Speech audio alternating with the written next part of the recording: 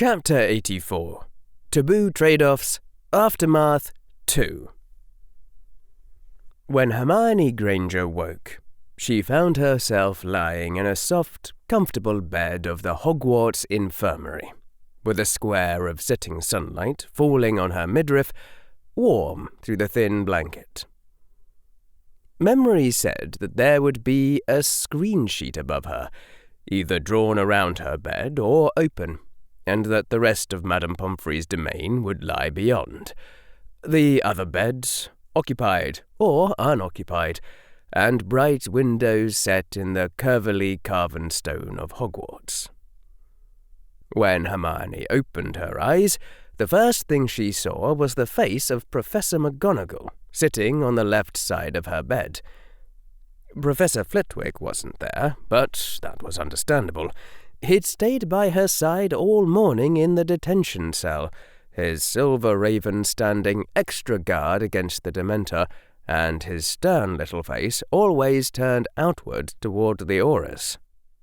The head of Ravenclaw had surely spent way too much time on her, and probably had to get back to teaching his classes, instead of keeping watch on a convicted, attempted murderess. She felt horribly sick, and she didn't think it was because of any potions. Hermione would have started crying again, only her throat hurt, her eyes still burned, and her mind just felt tired. She couldn't have borne to weep again, couldn't find the strength for tears. "Where are my parents?" Hermione whispered to the head of House Gryffindor. Somehow it seemed like the worst thing in the world to face them, even worse than everything else, and yet she still wanted to see them. The gentle look on Professor McGonagall's face transfigured into something sadder. "I'm sorry, Miss Granger. Though it was not always so, we have found in recent years that it is wiser not to tell the parents of Muggleborns about any danger their child has faced. I should advise you also to remain silent, if you wish to stay at Hogwarts without trouble from them." "I'm not being expelled?" the girl whispered. "For what I did?" "No," said Professor McGonagall. "Miss Granger, surely you heard. I hope you heard Mr. Potter when he said that you were innocent?" "He was just saying that," she said dully. "To get me free, I mean." The older witch shook her head firmly. "No, Miss Granger. Mr. Potter believes you were memory charmed, that the whole duel never happened. The headmaster suspects even darker magics may have been involved, that your own hand might have cast the spell, but not your own will. Even Professor Snape finds the affair completely unbelievable, though he may not be able to say so publicly. He was wondering if Muggle drugs might have been used on you." Hermione's eyes went on staring distantly at the Transfiguration Professor. She knew that she'd just been told something significant, but she couldn't find the energy to propagate any changes through her mind. "Surely you don't believe it?" said Professor McGonagall. "Miss Granger, you cannot believe of yourself that you would turn to murder." "But Her excellent memory replayed it for the 1,000th time. Draco Malfoy telling her with a sneer that she'd never beat him when he wasn't tired, and then proceeding to prove just that, dancing like a duelist between the warded trophies while she frantically scrambled, and dealing the ending blow with a hex that sent her crashing against the wall and drew blood from her cheek. And then she had... "But you remember doing it?" said the older witch, who was watching over her with kindly understanding. Miss Granger, there is no need for a 12-year-old girl to bear such dreadful memories. Say the word, and I shall be happy to lock them away for you. It was like a glass of warm water thrown into her face. What? Professor McGonagall took out her wand, a gesture so practised and quick that it seemed like pointing a finger. I can't offer to rid you of the memories entirely, Miss Granger, the Transfiguration Professor said with her customary precision. There may be important facts buried there, but there is a form of the memory charm which is reversible, and I shall be happy to cast that on you. Hermione stared at the wand, feeling the stirrings of hope for the first time in almost 2 days. Make it didn't happen. She had wished that over and over again, for the hands of time to turn back and erase the horrible choice that could never, ever be undone. And if erasing the memory wasn't that, it was still a kind of release. She looked back at Professor McGonagall's kindly face. You really don't think I did it? Hermione said, her voice trembling. I am quite certain you would never do such a thing of your own will. Beneath her blankets, Hermione's hand clutched at the sheets. Harry doesn't think I did it. Mr. Potter is of the opinion that your memories are entire fabrications. I can rather see his point. Then Hermione's clutching fingers let go of the sheet, and she slumped back into the bed from which she had partially risen. No. She hadn't said anything. She had woken up and remembered what had happened last night, and it had been like she couldn't find the words even in her own thoughts for what it had been like. But she had known that Draco Malfoy was already dead, and she hadn't said anything, hadn't gone to Professor Flitwick and confessed. She had just dressed herself and gone down to breakfast and tried to act normal so that nobody would ever know. And she'd known it was wrong, and horribly, horribly wrong. But she'd been so scared. Even if Harry Potter was right, even if the duel with Draco Malfoy was a lie, she had made that choice all by herself. She didn't deserve to forget that, or be forgiven for it. And if she had done the right thing, gone straight to Professor Flitwick, maybe that would have helped, somehow. Maybe everyone would have seen that she had regretted it, and Harry wouldn't have had to give away all his money to save her. Hermione shut her eyes, squeezed them shut really tight. She couldn't bear to start crying again. I'm a horrible person, she said in a wavering voice. I'm awful. I'm not heroic at all. Professor McGonagall's voice was very sharp, like Hermione had just made some dreadful mistake on her Transfiguration homework. Stop being foolish, Miss Granger. Horrible is whoever did this to you. And as for being heroic, well, Miss Granger, you've already heard my opinion about young girls trying to involve themselves in such things before they're even 14. So, I shall not lecture you on it again. I shall say only that you have just had an absolutely dreadful experience, which you survived as well as any witch in your year possibly could. Today, you are allowed to cry as much as you like. Tomorrow, you're going back to class. That was when Hermione knew that Professor McGonagall couldn't help her. She needed someone to scold her.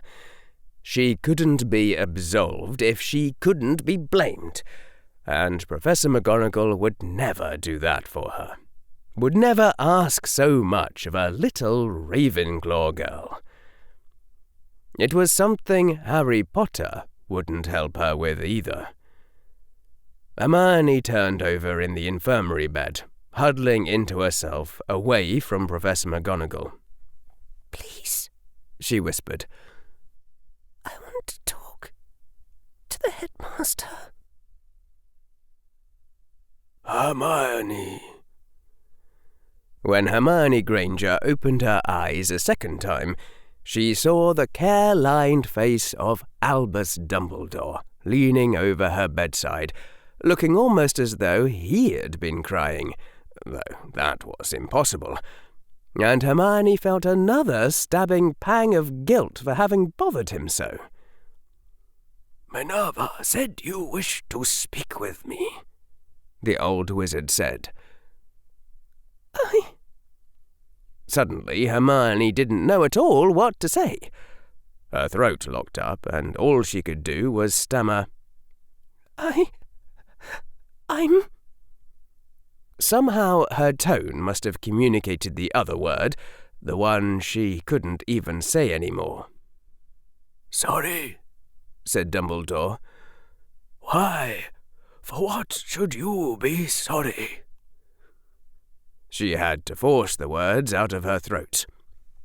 "You were telling Harry that he shouldn't pay, so I shouldn't have done what Professor McGonagall said.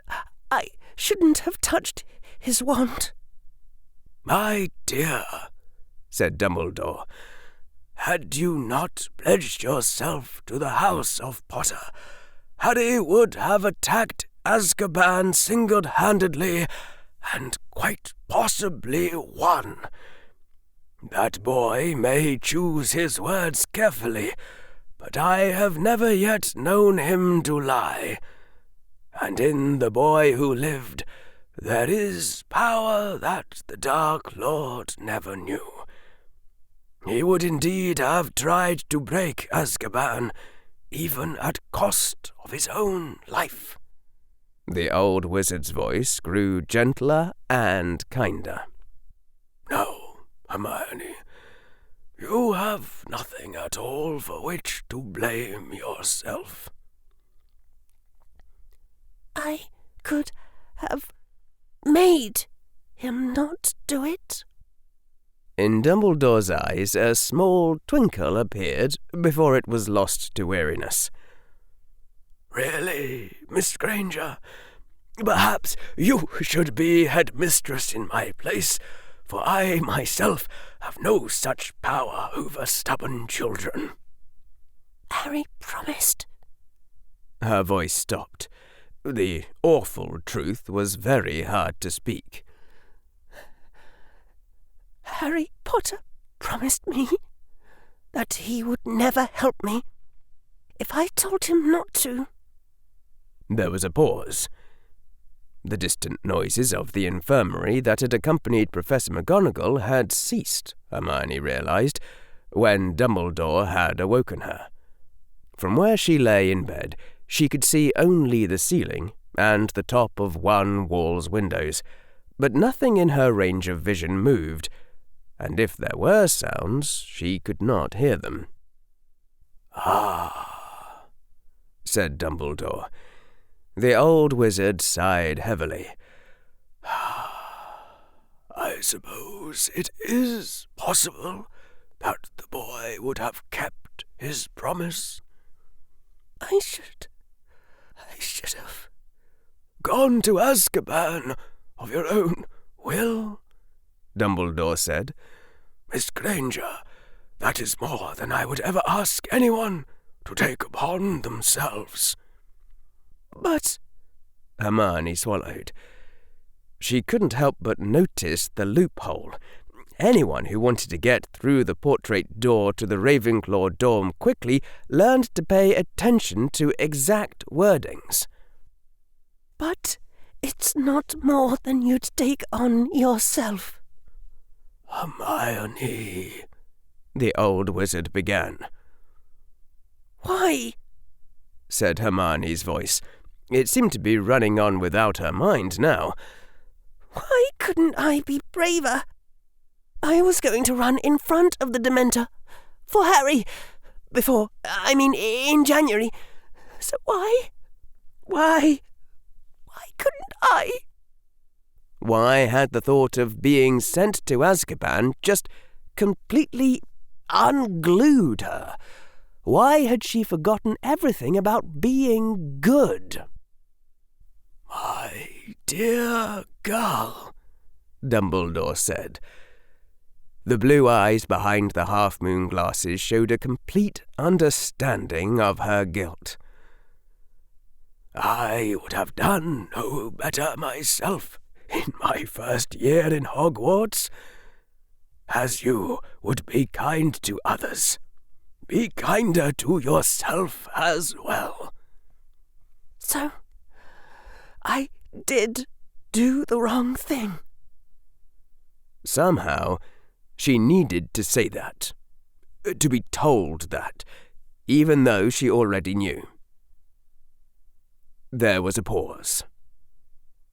"Listen, young Ravenclaw," the old wizard said. "Hear me well, for I shall speak to you a truth. Most ill-doers do not think of themselves as evil. Indeed, most conceive themselves the heroes of the stories they tell. I once thought that the greatest evil in this world was done in the name of the greater good. I was wrong. Terribly wrong. There is evil in this world which knows itself for evil and hates the good with all its strength. All fair things does it desire to destroy." Hermione shivered in her bed. Somehow, it seemed very real when Dumbledore said it. The old wizard continued speaking. "You are one of the fair things of this world, Hermione Granger, and so that evil hates you as well. If you had stayed firm through even this trial, it would have struck you harder, and yet harder, until you shattered. Do not think that heroes cannot be broken. We are only more difficult to break, Hermione." The old wizard's eyes had grown sterner than she had ever seen. "When you have been exhausted for many hours, when pain and death is not a passing fear but a certainty, then it is harder to be a hero. If I must speak the truth, then today, yes, I would not waver in the face of Azkaban. But when I was a first year in Hogwarts, I would have fled from the Dementor that you confronted, for my father had died in Azkaban, and I feared them. Know this, the evil that struck at you could have broken anyone, even myself. Only Harry Potter has it within him to face that horror when he has come fully into his power." Hermione's neck couldn't stare at the old wizard any longer. She let her head fall back to the pillow, where she stared up at the ceiling, absorbing what she could. "Why?" Her voice trembled again. "Why would anyone be that evil? I don't understand." I, too, have wondered, said Dumbledore's voice, a deep sadness in it. For thrice 10 years I wondered, and I still do not understand. You and I will never understand Hermione Granger. But at least I know now what true evil would say for itself if we could speak to it and ask why it was evil. It would say, "Why not?" A brief flare of indignation inside her. There's got to be a million reasons why not. Indeed, said Dumbledore's voice. A million reasons and more. We will always know those reasons, you and I. If you insist on putting it that way, then yes, Hermione, this day's trial broke you. But what happens after you break? That, too, is part of being a hero, which you are, Hermione Granger, and will always be. She raised her head again, staring at him. The old wizard got up from beside her bed. His silver beard dipped down as Dumbledore bowed to her gravely and left. She went on looking at where the old wizard had gone. It should have meant something to her, should have touched her, should have made her feel better inside that Dumbledore, who had seemed so reluctant before, had now acknowledged her as a hero. She felt nothing. Hermione let her head fall back to the bed as Madame Pomfrey came and made her drink something that seared her lips like the afterburn of spicy food, and smelled even hotter, and didn't taste like anything at all. It meant nothing to her. She went on, staring up at the distant stone tiles of the ceiling. Minerva was waiting, doing her best not to hover beside the double doors to the Hogwarts infirmary. She'd always thought of those doors as the ominous gates as a child in Hogwarts, and couldn't help but remember that now. Too much bad news had been spoken here. Albus stepped out. The old wizard didn't pause on the way out of the infirmary, only kept walking toward Professor Flitwick's office, and Minerva followed him. Professor McGonagall cleared her throat. Is it done, Albus? The old wizard nodded in affirmation. If any hostile magic is cast on her, or any spirit touches her, I shall know, and come. I spoke to Mr. Potter after Transfiguration class, said Professor McGonagall. He was of the opinion that Miss Granger should go to Beauxbaton rather than Hogwarts from now on. The old wizard shook his head. No. If Voldemort truly desires to strike at Miss Granger, he is tenacious beyond measure.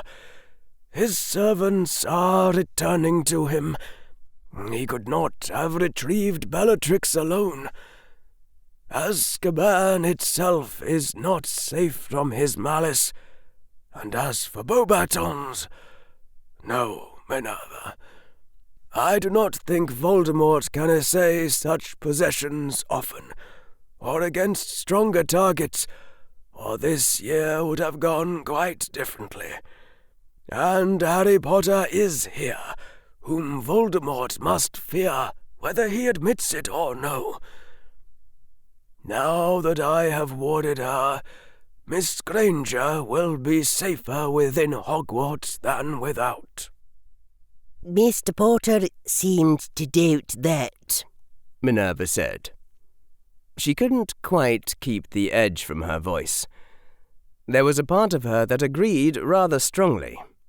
He seemed to feel that common sense said Miss Granger should continue her education anywhere but Hogwarts. The old wizard sighed. I fear the boy has spent too much time among the Muggles. Always they reach for safety. Always they imagine that safety can be reached. If Miss Granger is not safe within the centre of our fortress, she shall be no safer for leaving it. Not everyone seems to think so, said Professor McGonagall. It had been almost the first letter she had seen when she had taken a quick look at her desk. An envelope of the finest sheepskin, sealed in greenish silver wax, pressed into the image of a snake that rose and hissed at her. I have received Lord Malfoy's owl withdrawing his son from Hogwarts. The old wizard nodded, but did not break stride. Does Harry know? Yes. Her voice faltered for a moment, remembering Harry's expression. After class, Mr. Potter complimented Lord Malfoy's excellent good sense and said that he would be writing Madame Longbottom, advising her to do the same with her grandson, in case he was the next target. In the event that Mr. Longbottom's guardian was so negligent as to keep him in Hogwarts, Mr. Potter wanted him to have a time-turner, an invisibility cloak, a broomstick, and a pouch in which to carry them. Also a toe ring with an emergency portkey to a safe location in case someone kidnaps Mr. Longbottom and takes him outside Hogwarts wards. I told Mr. Potter that I did not think the Ministry would consent to such use of time-turners, and he said that we should not ask. I expect he'll want Miss Granger to receive the same, if she stays.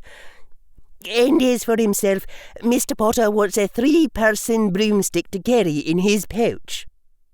She wasn't awed by the list of precautions, impressed with the cleverness, but not awed. She was a transfiguration mistress, after all, but it still sent shivers of disquiet through her, that Harry Potter now thought Hogwarts as dangerous as spell research. The Department of Mysteries is not lightly defied, said Albus, but for the rest... The old wizard seemed to slump on himself slightly. We may as well give the boy what he wishes, and I will ward Neville also, and write Augusta to say that he should stay here over the holiday. And finally, she said, Mr. Potter says, this is a direct quote, Albus, whatever kind of dark wizard attractant the headmaster is keeping here, he needs to get it out of this school now. She couldn't stop the edge in her own voice that time. I asked as much of Flamel, Albus said, the pain clear in his voice. But Master Flamel has said that even he can no longer keep safe the stone, that he believes Voldemort has means of finding it wherever it is hidden, and that he does not consent for it to be guarded anywhere but Hogwarts. Minerva, I am sorry, but it must be done. Must! Very well, said Professor McGonagall. But for myself, I think that Mr. Potter is right, on every single count. The old wizard glanced at her, and his voice caught as he said, Minerva, you have known me long, and as well as any soul still living. Tell me, have I lost myself to darkness already? What? said Professor McGonagall in genuine surprise. Then, Oh, Albus, no! The old wizard's lips pressed together tightly before he spoke. For the greater good. I have sacrificed so many for the greater good. Today, I almost condemned Hermione Granger to Azkaban for the greater good. And I found myself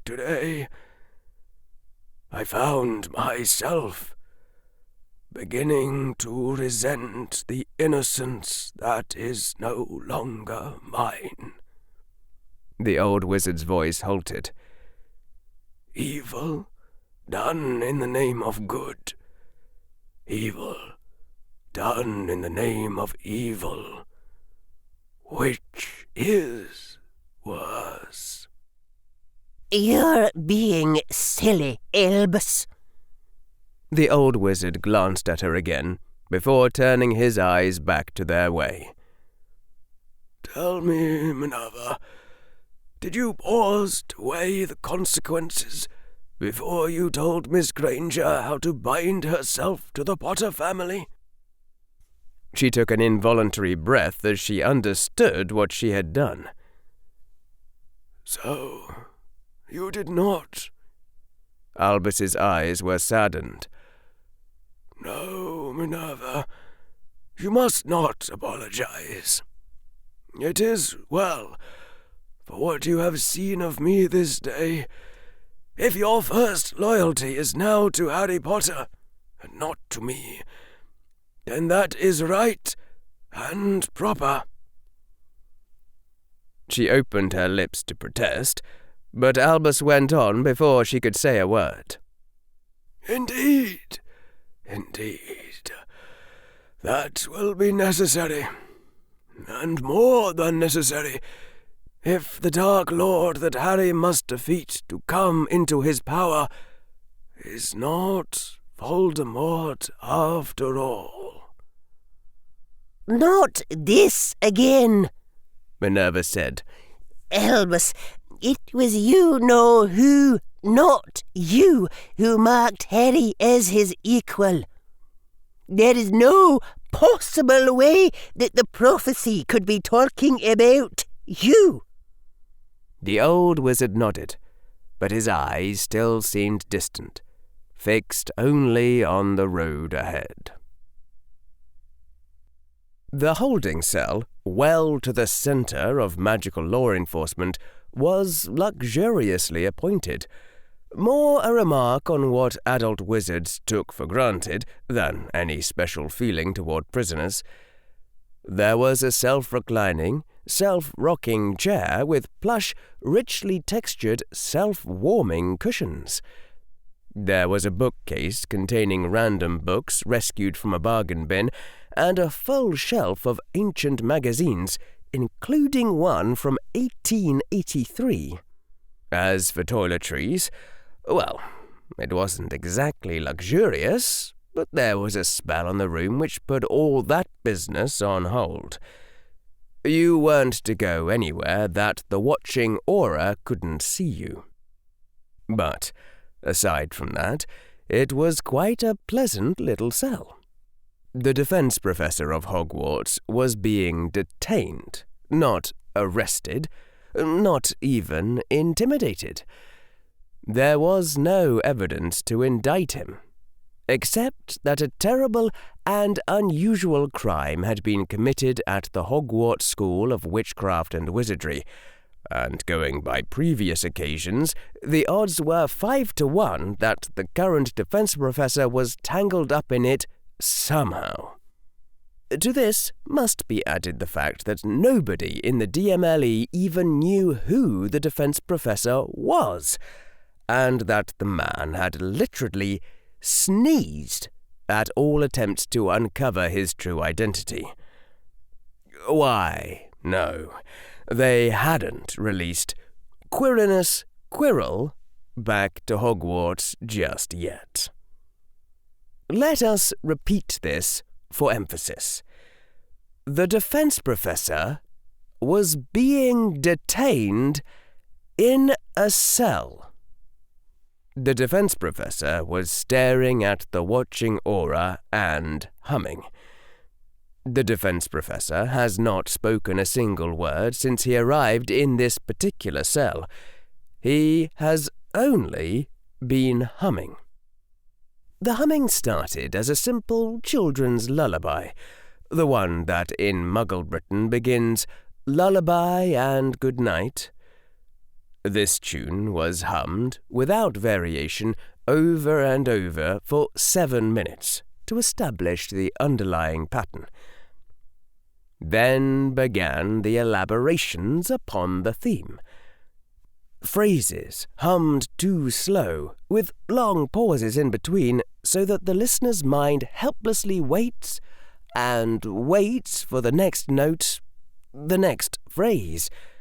And then, when that next phrase comes, it is so out of key, so unbelievably, awfully out of key, not just out of key for the previous phrases, but sung at a pitch which doesn't correspond to any key, that you would have to believe this person had spent hours deliberately practicing their humming just to acquire such perfect anti-pitch. It bears the same semblance to music as the awful dead voice of a Dementor bears to human speech. And this horrible, horrible humming is impossible to ignore. It is similar to a known lullaby, but it departs from that pattern unpredictably. It sets up expectations and then violates them, never in any constant pattern that would permit the humming to fade into the background. The listener's brain cannot prevent itself from expecting the anti-musical phrases to complete, nor prevent itself from noticing the surprises. The only possible explanation for how this mode of humming came to exist is that it was deliberately designed by some unspeakably cruel genius who woke up one day, feeling bored with ordinary torture, who decided to handicap himself and find out whether he could break someone's sanity just by humming at them. The aura has been listening to this unimaginably dreadful humming for 4 hours, while being stared at by a huge, cold, lethal presence that feels equally horrible whether he looks at it directly or lets it hover at the corner of his vision. The humming stopped. There was a long wait, time enough for false hope to rise and be squashed down by the memory of previous disappointments. And then, as the interval lengthened and lengthened, that hope rose again unstoppably. The humming began once more. The aura cracked. From his belt, the aura took a mirror, tapped it once, and then said, "This is Junior Aura Archon Alternate. I'm calling in code RJL20 on cell 3. "Code RJL20, the mirror said in surprised tones. There was a sound of pages being flipped then. "You want to be relieved because a prisoner is attempting psychological warfare and succeeding?" Amelia Bones really is quite intelligent. "What did the prisoner say to you?" said the mirror. This question is not part of procedure RJL20, but unfortunately, Amelia Bones has failed to include an explicit instruction that the commanding officer should not ask. "He's," said the aura, and glanced back at the cell. The defense professor was now leaning back in his chair, looking quite relaxed. "He was staring at me, and humming." There was a pause.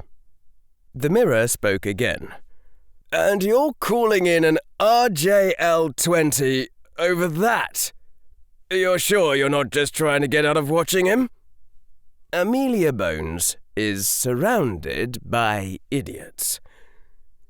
You don't understand, yelled Aura Alternate. It's really awful humming. The mirror transmitted a sound of muffled laughter in the background, sounding like it was coming from more than one person. Then, speech again. Mr. Alternate, if you don't want to be busted to Junior Aura 2nd class, I suggest you buckle down and get back to work. Strike that, a crisp voice said, sounding slightly remote due to its distance from the mirror. Which is why Amelia Bones often sits in on a coordination centre of the DMLE while doing her ministry-required paperwork. Aura Alternate, said the crisp voice, seeming to approach closer to the mirror. You will be relieved shortly. Aura Ben Gutierrez, the procedure for RJL20 does not say that you ask why. It says that you relieve the aura who calls it in. If I find that auras seem to be abusing it, I will modify the procedure to prevent its abuse. The mirror cut off abruptly. The aura turned back to look triumphantly at where the current defense professor of Hogwarts was leaning back in his cushioned chair. The man then spoke the first words that had left his lips since he entered the cell. "Goodbye, Mr. Alternate," said the defense professor. A few minutes later, the door to the detention cell opened, and in walked a grey-haired woman, dressed in the crimson-tinged robes of an aura, without any sign of rank or other ornamentation, carrying a black leather folder under her left arm. You are relieved, the old woman said abruptly. There was a brief delay while Aura Alternate tried to explain what had been happening. This was cut short by a nod and a stark, simple finger pointing out the door. "Good evening, Madam Director," said the defense professor. Amelia Bones did not acknowledge this statement, but sat down abruptly in the vacated chair. The old witch opened the black folder, and her gaze moved down to the parchments therein. Possible hints to the identity of the current Hogwarts defense professor as compiled by Aura Robards. The title parchment was turned, flipped aside.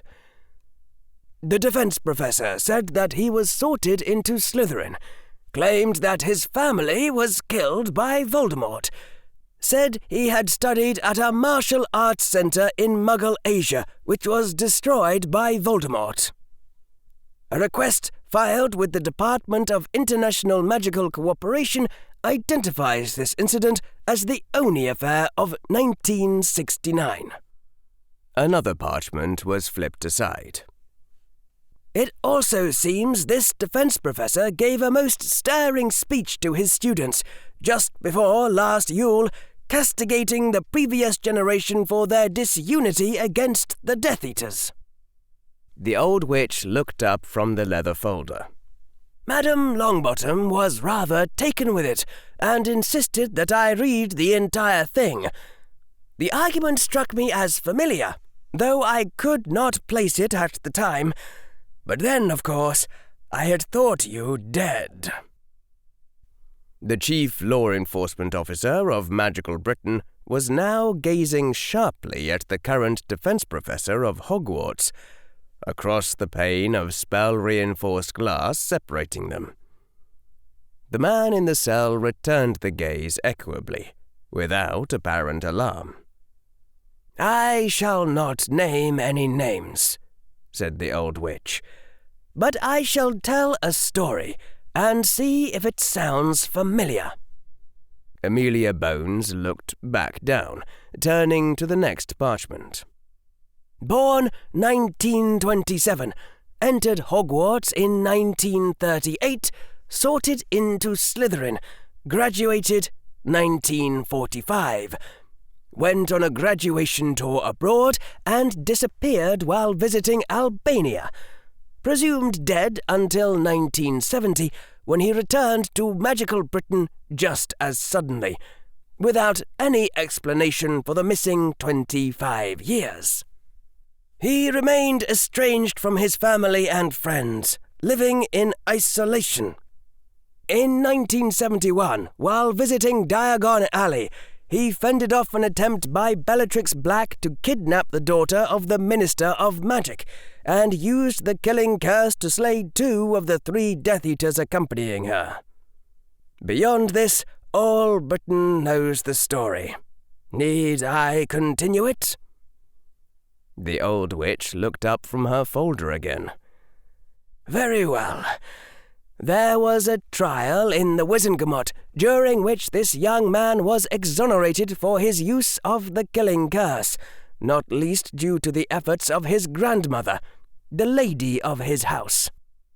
He was reconciled with his family, and they held a house gathering to welcome his return. The guest of honor arrived at that gathering to find his entire family slain by Death Eaters, even to the house elves, and that he himself, of cadet line, was now the last remaining scion of a most ancient house. The defense professor had not reacted at all to any of this, except that his eyes had half closed, as though in weariness. The young man took up his family's seat in the Wizengamot, becoming among the most steadfast voices against you-know-who. Several times he led forces against the Death Eaters, fighting with skillful tactics and extraordinary power. People began to speak of him as the next Dumbledore. It was thought that he might become Minister of Magic after the Dark Lord fell. On the 3rd of July, 1973, he failed to appear at a key Wizengamot vote, and was never heard from again. We assumed you-know-who had killed him. It was a grave blow to all of us, and matters went much worse from that day on. The old witch's gaze was questioning. I mourned you myself. What happened? The defense professor's shoulders moved slightly. A small shrug. You make many assumptions, the defense professor said softly. For myself, I would believe that man died years ago. But if that man is nonetheless alive, then it is clear he does not wish the fact announced, and has reasons enough for silence. That man was once of some help to you, it seems. The defense professor's lips curved in a cynical smile. But I am no longer surprised when gratitude is fleeting. Is there yet more that you would demand from him? The old witch leaned back in her aura's monitoring chair, looking rather startled, maybe even hurt. No, she said after a moment. Her fingers tapped the leather folder. Nervously, you might have thought, if you had believed that Amelia Bones could ever be nervous. But your house. There are not many ancient houses remaining. It shall matter little to this country whether 8 ancient houses remain or 7. The old witch sighed. What does Dumbledore think of this? The man in the detention cell shook his head. He does not know who I am, and promised not to inquire." The old witch's eyebrows rose. "How did he identify you to the Hogwarts wards, then?"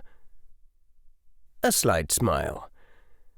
"The headmaster drew a circle, and told Hogwarts that he who stood within was the defense professor. Speaking of which..."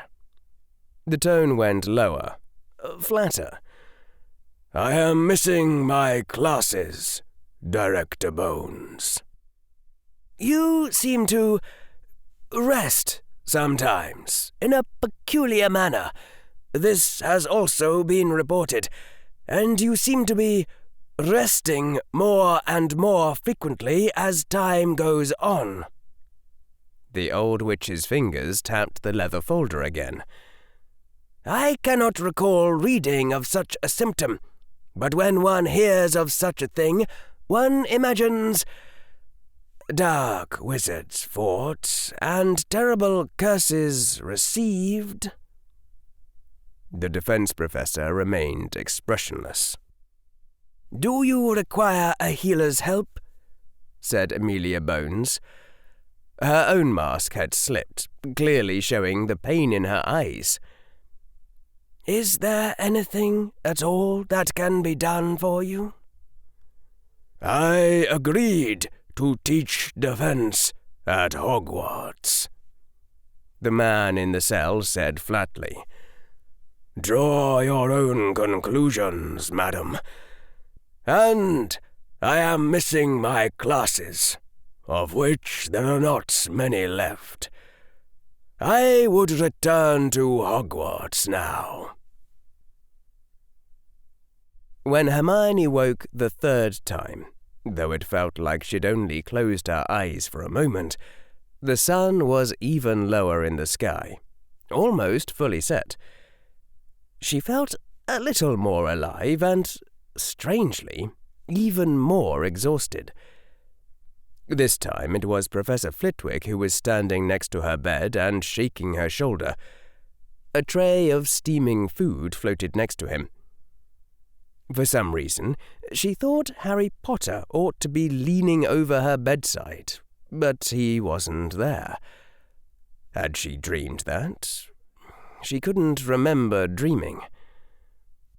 It developed, according to Professor Flitwick, that Hermione had missed dinner in the Great Hall and was being woken to eat, and then she could go back to the Ravenclaw dorm and her own bed, to sleep the rest of the night. She ate in silence. There was a part of her that wanted to ask Professor Flitwick whether he thought she had been memory charmed or she had tried to kill Draco of her own will, like she remembered doing. But most of her was afraid to find out.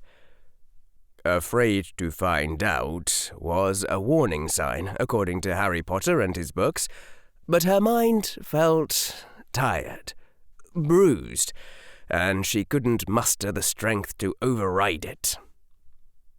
When she and Professor Flitwick left the infirmary, they found Harry Potter sitting cross-legged outside the door, quietly reading a psychology textbook. "I'll take her from here," said the boy who lived. "Professor McGonagall said it would be all right." Professor Flitwick seemed to accept this and departed after a stern look at both of them. She couldn't imagine what the stern look was supposed to say, unless it was, "Don't try to kill any more students." The footsteps of Professor Flitwick faded, and the two of them stood alone outside the doors of the infirmary. She looked at the green eyes of the boy who lived, the mess of hair that didn't quite obscure the scar on his forehead. She looked upon the face of the boy who had given all his money to save her without a second thought. There were feelings inside her. Guilt, shame, embarrassment, other things as well. But no words. There was nothing she knew how to say. So, Harry said abruptly, I did a quick skim through my psychology books to see what they said about post-traumatic stress disorder. The old books said you should talk about the experience immediately afterward with a counsellor. The newer research says that when they actually ran experiments, it turned out that talking about it immediately afterward made it worse. Apparently, what you really ought to do is run with your mind's natural impulse to repress the memories and just not think about it for a while. It was so normal for the way she and Harry usually talked that she felt a sudden burning in her throat. We don't have to talk about it. That was what Harry had just said, more or less. It felt like cheating, maybe even like a lie. Nothing was normal. Everything wrong was still horribly wrong. Everything left unsaid still needed to be said. Okay, said Hermione, because there wasn't anything else to say. Anything else at all. I'm sorry I wasn't waiting when you woke up, Harry said as they started to walk. Madame Pomfrey wouldn't let me in, so I just stayed out here. He gave a small, sad-looking shrug. I suppose I should be out there trying to run damage control on public relations, but honestly, I've never been good at that. I just end up speaking sharply at people. How bad is it? She thought her voice should have come out in a whisper, a croak, but it didn't. Oh, well, Harry said with obvious hesitation. The thing you've got to understand, Hermione, is that you had a lot of defenders at breakfast time today, but everyone on your side was making stuff up. Draco tried to kill you first, things like that. It was Granger versus Malfoy. That's how people saw it. Like a seesaw where pushing his side down meant pushing your side up. I told them that you were probably both innocent, that you'd both been memory charmed. They didn't listen. Both sides treated me like a traitor trying to play the middle. And then people heard that Draco had testified under Veritaserum, that he'd been trying to help you before the battle. Stop making that expression, Hermione. You didn't actually do anything to him. Anyway, all people understand was that the pro-Malfoy faction had been right, and the pro-Granger faction had been wrong. Harry gave a small sigh. I told them that when the truth came out later, they'd be embarrassed. How bad is it? She said again. This time her voice did come out weaker. Remember Ash's conformity experiment? Harry said, turning his head to give her a serious look. Her mind was slow to remember for a few seconds, which frightened her. But then the reference came back. In 1951, Solomon Ash had taken some experimental subjects, and each one had been put among a row of other people who looked like them, seeming like other experimental subjects, but actually confederates of the experimenter. They'd shown a reference line on a screen labelled X, next to 3 other lines labelled A, B, and C. The experimenter had asked which line X was the same length as. The correct answer had obviously been C. The other subjects, the confederates, had one after another said that X was the same length as B. The real subject had been put second to last in the order, so as to not arouse suspicion by being last. The test had been to see whether the real subject would conform to the standard wrong answer of B or voice the obviously correct answer of C. 75% of the subjects had conformed at least once. A third of the subjects had conformed more than half the time. Some had reported afterward actually believing that X was the same length as B. And that had been in a case where the subject hadn't known any of the Confederates. If you put people around others who belonged to the same group as them, like someone in a wheelchair next to other people in a wheelchair, the conformity effect got even stronger. Hermione had a sickening feeling where this was going. I remember, she whispered. I gave the Chaos Legion anti-conformity training, you know. I had each Legionnaire stand in the middle and say, 'Twice 2 is 4, or grass is green, while everyone else in the Chaos Legion called them idiots or sneered at them. Alan Flint did really good sneers, or even just gave them blank looks and then walked away. The thing you've got to remember is, only the Chaos Legion has ever practiced anything like that. Nobody else in Hogwarts even knows what conformity is. Harry! Her voice was wobbling. How bad is it? Harry gave another sad-looking shrug. Everyone in the second year and above, since they don't know you. Everyone in Dragon Army, all of Slytherin, of course. And, well, most of the rest of Magical Britain too, I think. Remember, Lucius Malfoy controls the Daily Prophet. Everyone? She whispered. Her limbs had started to feel cold, like she'd just gotten out of an unheated swimming pool. What people really believe doesn't feel like a belief. It feels like the way the world is. You and I are standing in a private little bubble of the universe where Hermione Granger got memory charmed. Everyone else is living in the world where Hermione Granger tried to murder Draco Malfoy. If Ernie Macmillan... Her breath caught in her throat.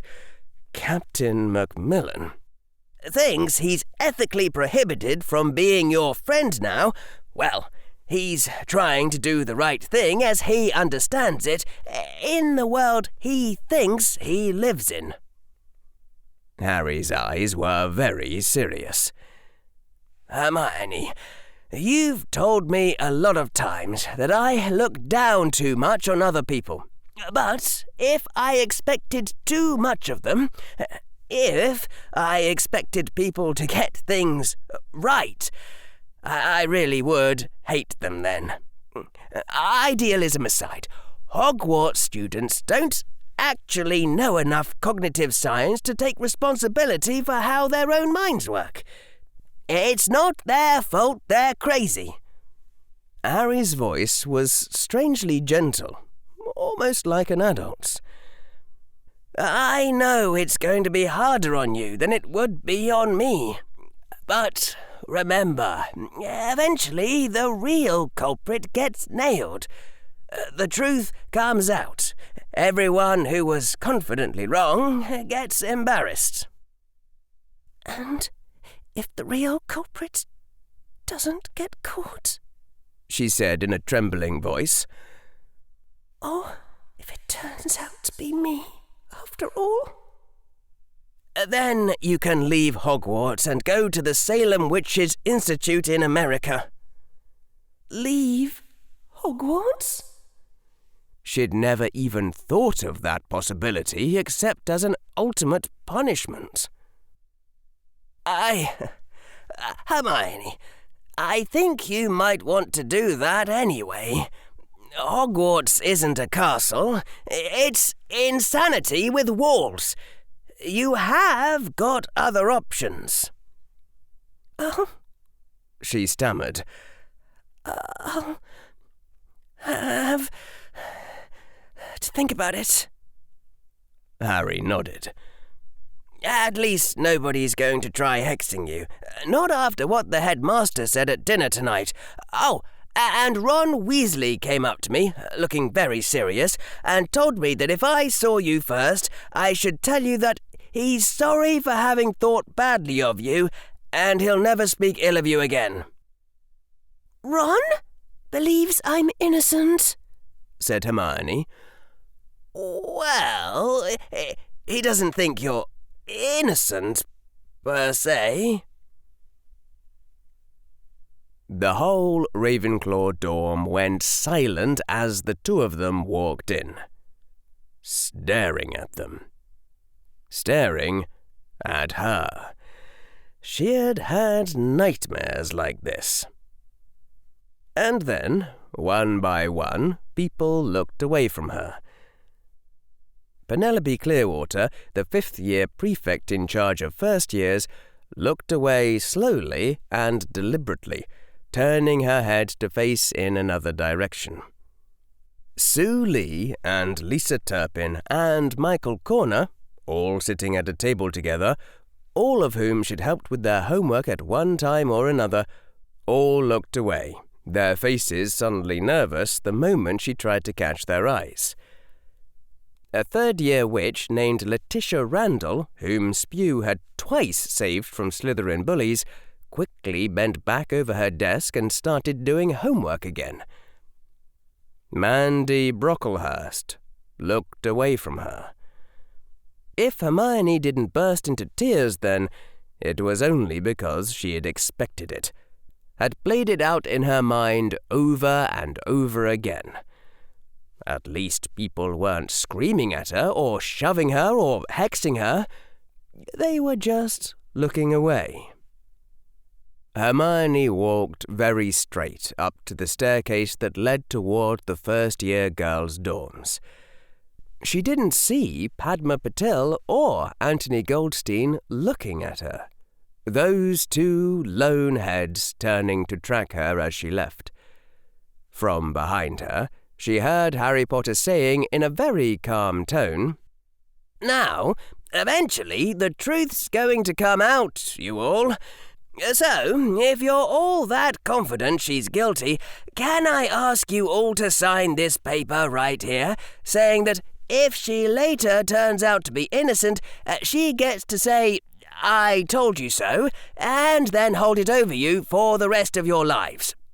Step on up, one and all. Don't be cowards. If you really believe, you shouldn't be afraid to bet." She was halfway up the stairs when she realized that there would be other girls inside her dorm room too. The stars hadn't quite come out yet. Only one or two of the brightest ones visible through the reddish-purple haze of the horizon, though the sun had fully sunk. Hermione's hands dug into the harsh stone of the parapet guarding the small balcony, where she'd ducked out of the stairwell after realizing that she couldn't just go back to bed. The words echoed in her mind like, "You can't go home again," ought to sound. She stared out at the empty grounds, the fading sunset, the sprouting grass so far below. Tired. She was tired. She couldn't think now. She needed to sleep. Professor Flitwick had told her that she needed to sleep, and there'd been yet another potion with her dinner. Maybe that was how Wizarding Society treated horrible traumas to innocent young girls, just made them sleep a lot afterward. She should go to her room and sleep, but she was afraid to go someplace where other people were, afraid of how they might look at her, or look away. Fragments of thought chased themselves around a mind too exhausted to finish or connect them as the night fully set in. Why? Why did all this happen? Everything was fine a week ago. Why? From behind her came the creaky sound of an opening door. She turned her head and looked. Professor Quirrell was leaning against the doorway she had walked through, silhouetted like a cardboard cutout by the light of the Hogwarts torches lit behind him in the open door. She couldn't see his expression, though the doorway behind him was bright.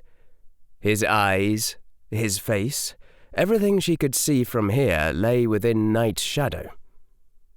The Defense Professor of Hogwarts, number 1 on the list of people who might have done this.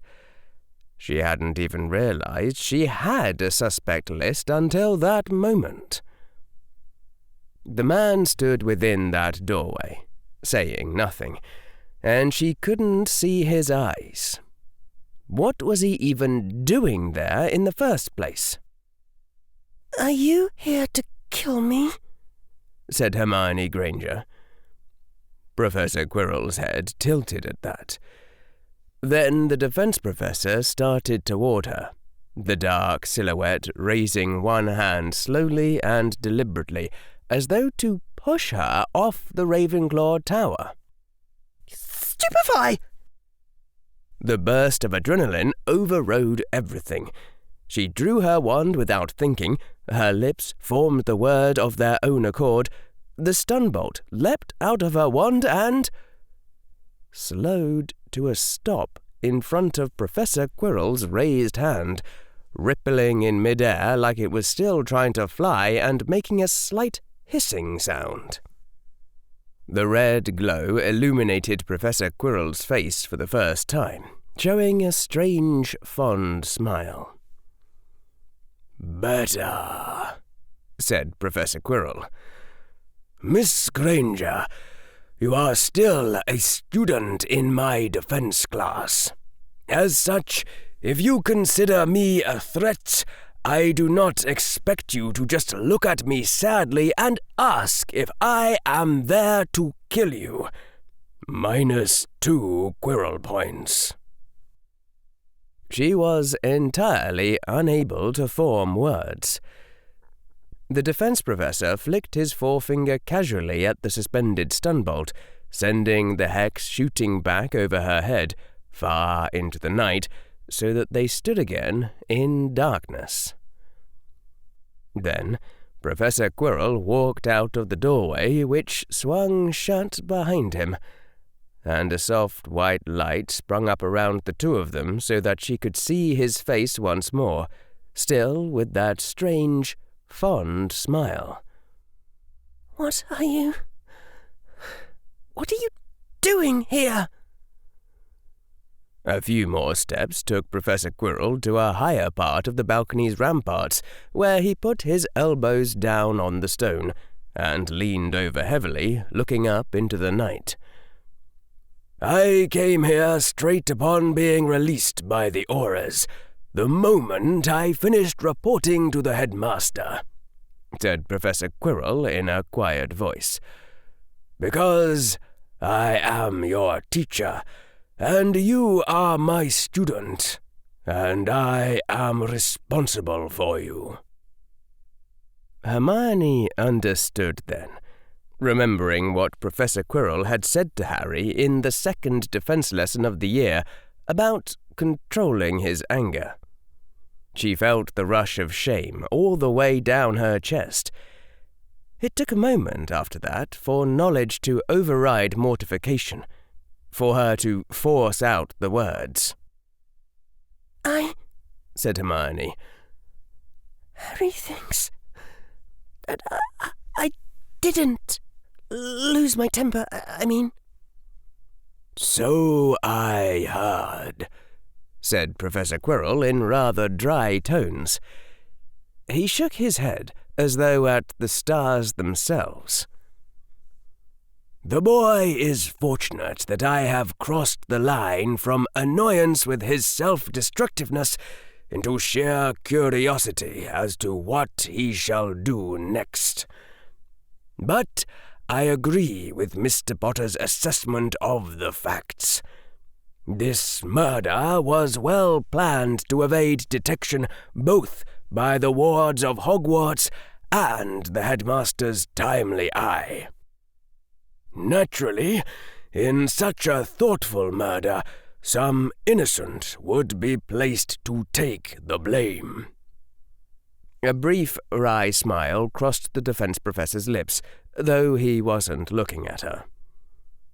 As for the notion that you did it yourself, I consider myself a talented teacher, but even I could not teach such murderous intent to a student as obstinate and untalented as Hermione Granger.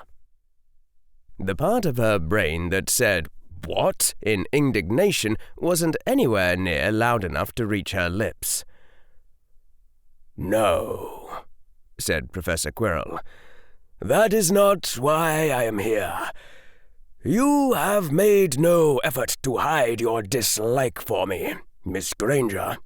I thank you for that lack of pretense, for I much prefer true hate to false love. But you are still my student, and I have a word to say to you, if you will hear it." Hermione looked at him, still fighting down the after-effects of the adrenaline from before. The defense professor seemed to be just staring up at the dark sky in which the stars were becoming visible. "I was going to be a hero once," said Professor Quirrell, still looking upward. "Can you believe that, Miss Granger?" No. "Thank you again, Miss Granger. It is true, nonetheless. Long ago, long before your time or Harry Potter's, there was a man who was hailed as a savior, the destined scion, such a one as anyone would recognize from tales, wielding justice and vengeance like twin wands against his dreadful nemesis." Professor Quirrell gave a soft, bitter laugh, looking up at the night sky. "Do you know, Miss Granger, at that time I thought myself already cynical, and yet, well..." The silence stretched in the cold and the night. "In all honesty," said Professor Quirrell, looking up at the stars, "I still don't understand it. They should have known that their lives depended on that man's success, and yet it was as if they tried to do everything they could to make his life unpleasant, to throw every possible obstacle into his way. I was not naive, Miss Granger. I did not expect the power holders to align themselves with me so quickly. Not without something in it for themselves, but their power, too, was threatened. And so I was shocked how they seemed content to step back and leave to that man all burdens of responsibility. They sneered at his performance, remarking among themselves how they would do better in his place, though they did not condescend to step forward." Professor Quirrell shook his head as though in bemusement. "And it was the strangest thing. The Dark Wizard, that man's dread nemesis. Why, those who served him leapt eagerly to their tasks. The Dark Wizard grew crueler toward his followers, and they followed him all the more. Men fought for the chance to serve him, even as those whose lives depended on that other man made free to render his life difficult. I could not understand it, Miss Granger." Professor Quirrell's face was in shadow as he looked upward. Perhaps by taking on himself the curse of action, that man removed it from all others. Was that why they felt free to hinder his battle against the Dark Wizard who would have enslaved them all? Believing men would act in their own interest was not cynicism, it turned out, but sheerest optimism. In reality, men do not meet so high a standard. And so in time that one realized he might do better fighting the Dark Wizard alone than with such followers at his back. So? Hermione's voice sounded strange in the night. You left your friends behind where they'd be safe and tried to attack the Dark Wizard all by yourself? Why, no, said Professor Quirrell. I stopped trying to be a hero and went off to do something else I found more pleasant. What? Said Hermione without thinking at all. That's horrible. The defense professor turned his head down from the sky to regard her, and she saw in the light of the doorway that he was smiling. Or at least half his face was smiling. Are you going to tell me, Miss Granger, that I am an awful person? Well, perhaps I am. But then, are people who never even try to be heroes still worse? If I had never done anything at all, like them, would you have thought better of me? Hermione opened her mouth and then found that, once again, she didn't have anything to say. It wasn't right to walk away from being a hero. You couldn't just do that.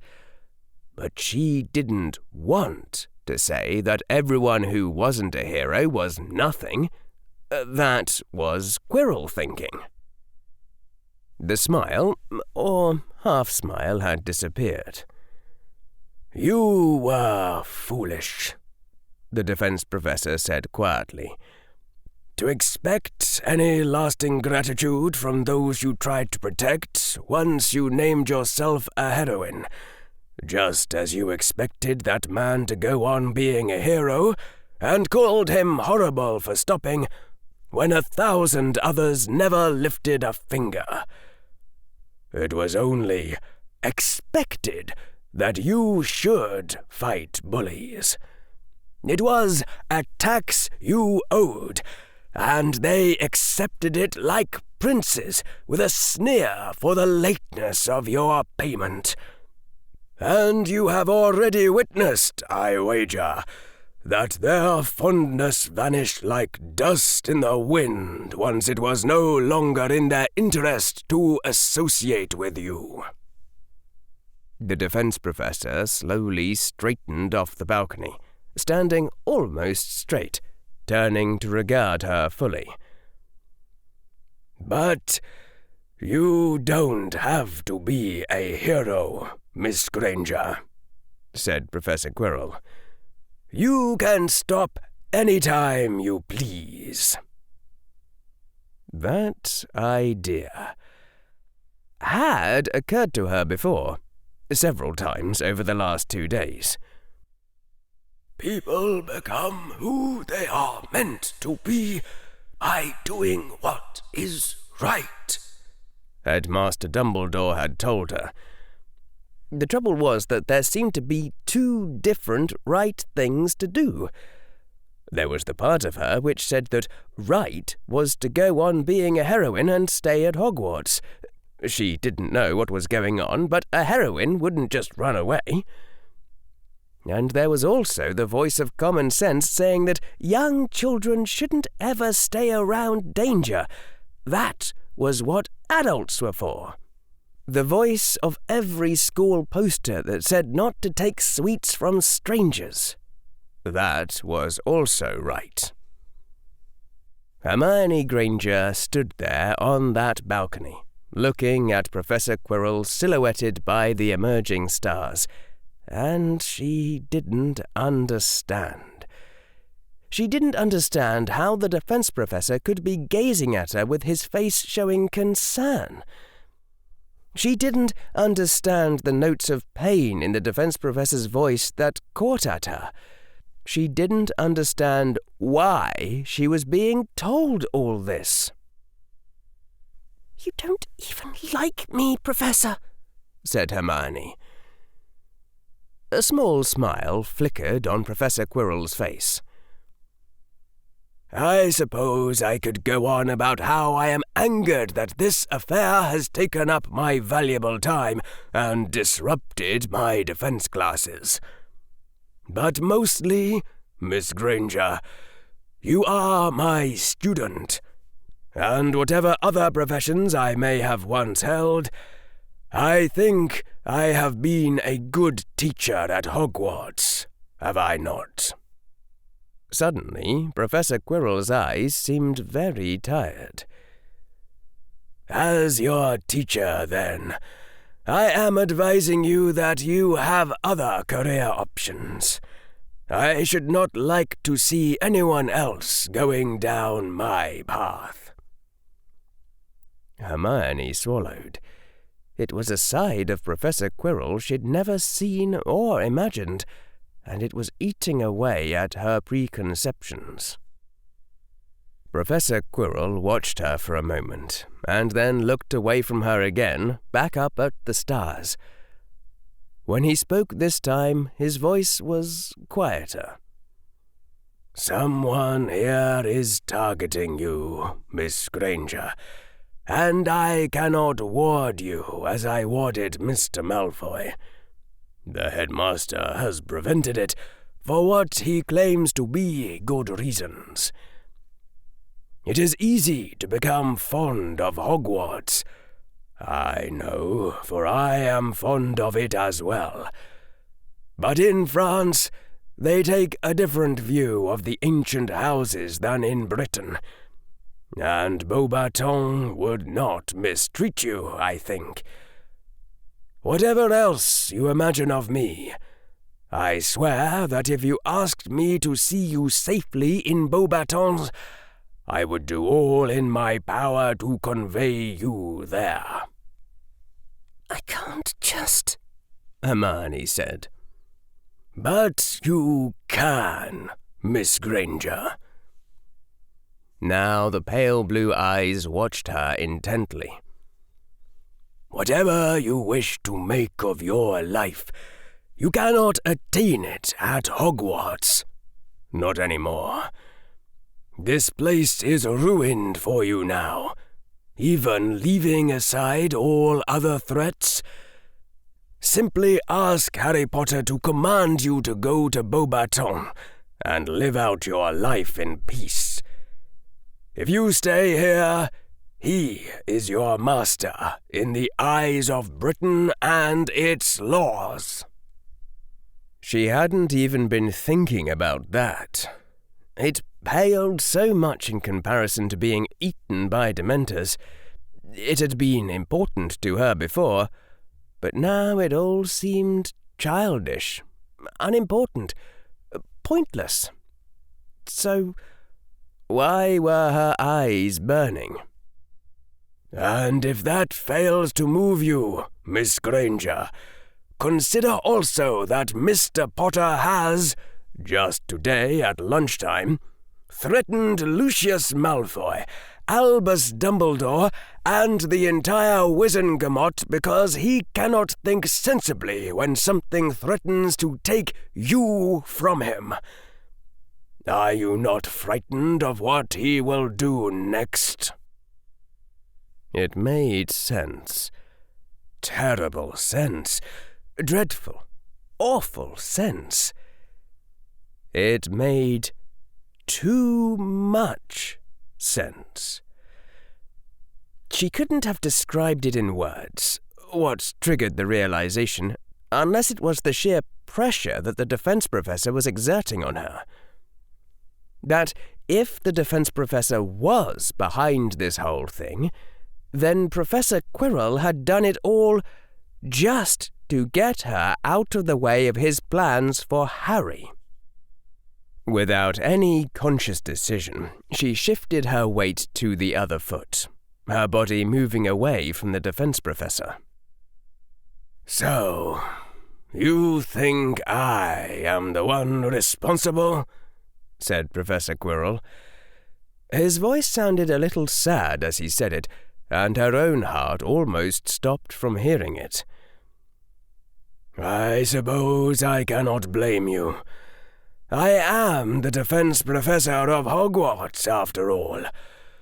But, Miss Granger, even assuming that I am your enemy, common sense should still tell you to get away from me very quickly.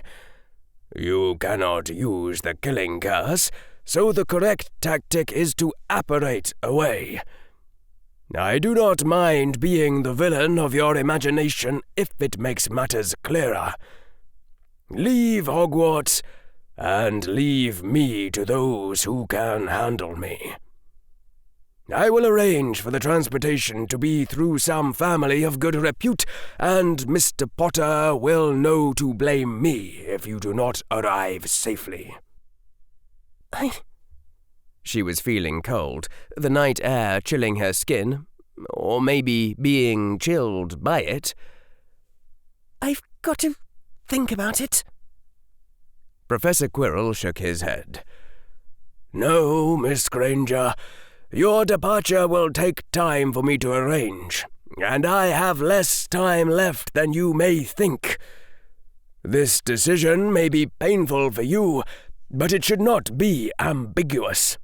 Much weighs in the balance of these scales, but not evenly. I must know tonight whether you intend to go. And if not? Was the professor warning her deliberately that if she didn't run, he would strike again? Why would it matter so much? What did Professor Quirrell want to do with Harry? Hermione Granger, I shall be less subtle than is usual for a mysterious old wizard, and tell you outright that you cannot imagine how badly things could go if the events surrounding Harry Potter turn to ill. The most powerful wizard in the world had told her that, when he was talking about how important it was that she not stop being Harry's friend. Hermione swallowed. She swayed a little where she stood, on the stone balcony of a magical castle. Suddenly, the whole deadly absurdity of the situation seemed to rise up and grab her by the throat. That 12-year-old girls shouldn't be in danger, shouldn't be thinking about such things. That Mum would want her to run away, and her father would have a heart attack if he even knew she was being faced with the question. And she knew then, as Harry and Dumbledore had both tried to warn her, that everything she'd ever thought about being a heroine had been mistaken.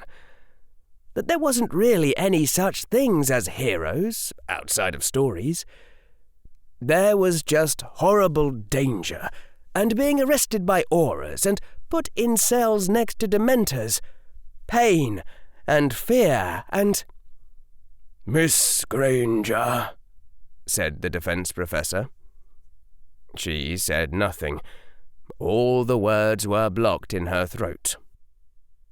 I need a decision, Miss Granger. She kept her jaw locked, didn't let any words come out. Finally, the defense professor sighed. Slowly, the white light failed, and slowly the door behind him swung open, so that he was once again a black silhouette against the opening. Good night, Miss Granger, he said, and turned his back to her and walked away into Hogwarts. It took a while for her breathing to slow down again. Whatever had happened here tonight, it didn't feel anything like victory. She had fought so hard just to stop herself from saying yes in the face of the defense professor's pressure, and now she didn't even know if she'd done the right thing. When she walked back into the light herself, after exhaustion had overtaken everything and sleep was once more a possibility, she thought she heard it as she was within the doorway.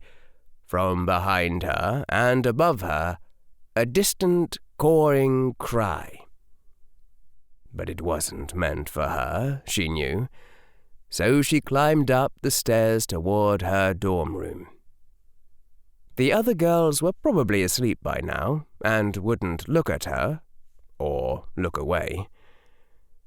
She felt the tears start, and this time she didn't stop them.